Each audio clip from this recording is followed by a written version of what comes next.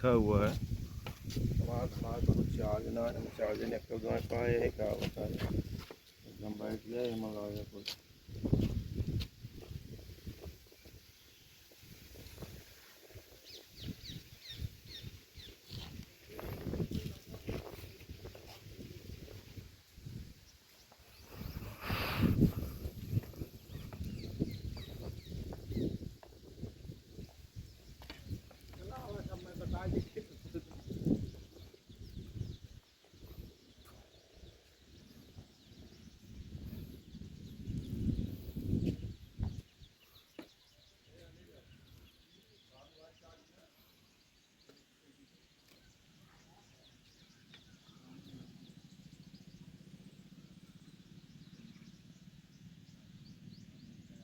सब लोग यहाँ जाओ, इसके बाद फिर आपको समझ दे देंगे।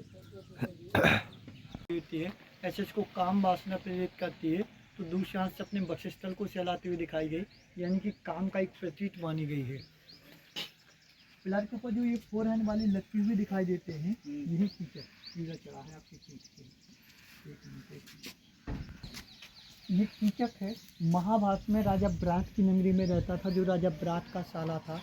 इतना शक्तिशाली था कि जो पांडवों की पत्नी थी पांचाली इसके ऊपर आसक्त हो गया था, तो भीम इसको स्त्री रूप में मारा, इसलिए इसको मोक्ष प्राप्त नहीं किया। खजुराहो के प्रत्येक मंदिरों में आपको ये जानवर देखने को मिलेगा। इंग्लिश नाम ड्रैगन, हिंदी नाम शार्दूल है। तो इस पर बैठा हुआ एक सवार दिखाई देता, दूसरा डंडे से वार करते हुए व्यक्ति दिखाया गया। तो बताते कि इंसान के अंदर 10 इंद्रियाँ होती हैं, आप उसका सही समय पर उपयोग करते तो आप ईश्वर हो, आप उसका गलत समय पर उपयोग करते तो आप ही हैवान हैं। कहते घोड़े पे बैठे हुए व्यक्ति की यदि लगाम हाथ में है तो एक डंडे से वार करते हुए व्यक्ति दिखाया गया है। तो कलयुग में आप अपने मन को 2 ही प्रकार से एकाग्र कर सकते हैं। या तो इंसान जब काम में पूर्ण से तृप्ति पाता है तो इंसान का मन कुछ क्षण के लिए एकाग्र होता है, यह वैराग्य को धारण करता है। बाकी आप यहाँ खड़े हो, आपका मन कहाँ है किसी को पता नहीं।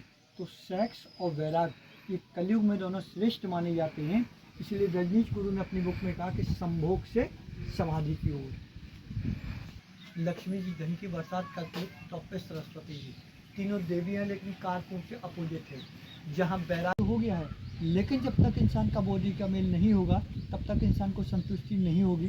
तो यहाँ पर हर प्रकार का वशिष्ठ एक सेब की भांति दिखाया है।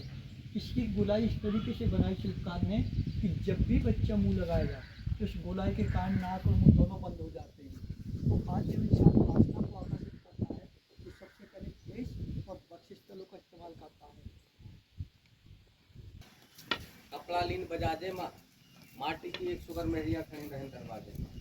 जो पीछे भगा होगा जो वहाँ पे मार होगा तो ना पीता है मार।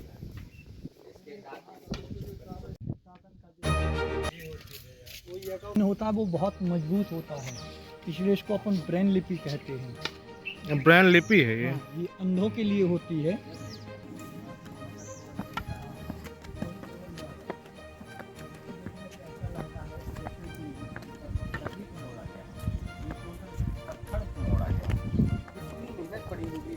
मोड़ने में फिर पूरी कला को दर्शाने कि जब अहिरावण ने राम और लक्ष्मण का हरण कर लिया, जब वो अपने जो उनके देवताओं राक्षसों की जो देवी थी निकुंबला देवी, तो उनके सामने जब उनका वो बलि देने लगे तो लास्ट में मरने वाले की आखिरी इच्छा पूछी जाती है।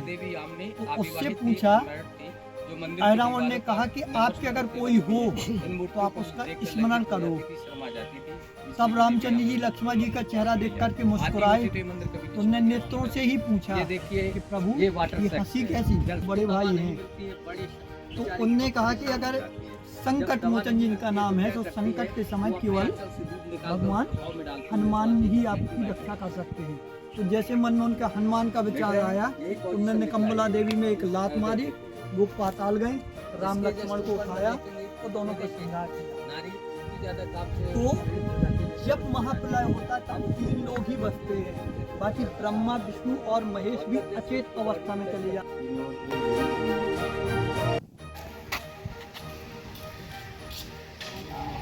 देख रहा हूँ अंदर का मेन नज़ारा यहाँ पे।